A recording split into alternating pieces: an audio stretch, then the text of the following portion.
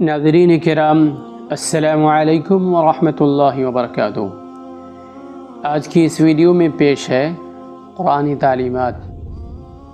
سورہ یوسف آیت نمبر 20۔ بسم اللہ الرحمن الرحیم۔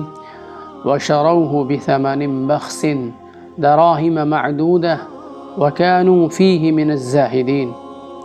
آخر کار انہوں نے تھوڑی سی قیمت پر محض چند درہموں کے عوض اسے بیچ ڈالا، اور وہ اس کی قیمت کے معاملے میں کچھ زیادہ کے امیدوار نہ تھے۔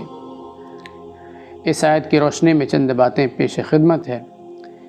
یہی دنیا ہے، یہاں حضرت یوسف علیہ السلام کو فروخت کر دیا جاتا ہے، حضرت نوح علیہ السلام کو جھٹلا دیا جاتا ہے، حضرت ابراہیم علیہ السلام کو آگ میں پھینک دیا جاتا ہے، حضرت موسیٰ علیہ السلام پر جادو کا الزام لگایا جاتا ہے، اور حضرت محمد صلی اللہ علیہ وسلم پر پتھروں کی بارش کی جاتی ہے۔ کیا یہ سب جاننے کے بعد بھی تم اس بات کی امید رکھتے ہو کہ وہ تمہاری پیٹھ تھپ تھپائے گی؟ یہ دنیا بڑی سرکش ہے۔ یہ تو اللہ کی رحمت ہے کہ اس نے اس دنیا کو کھیتی لگانے کی جگہ بنایا ہے، فصل کاٹنے کی جگہ نہیں بنایا۔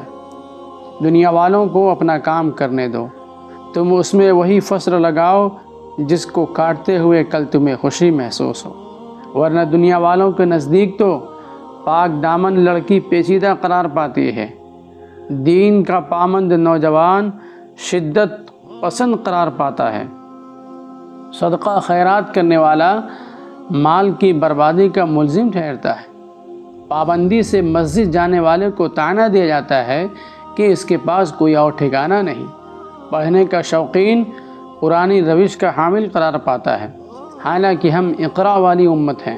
بہرحال درست بات یہ ہے کہ تم اپنی مرضی کے مطابق ہی رہو، چاہے ان کی نظروں سے کتنا بھی گر جاؤ۔ یہ اس بات سے 1000 درجہ بہتر ہوگا کہ تم ان کی مرضی کے مطابق رہو لیکن اپنی نظروں میں گر جاؤ۔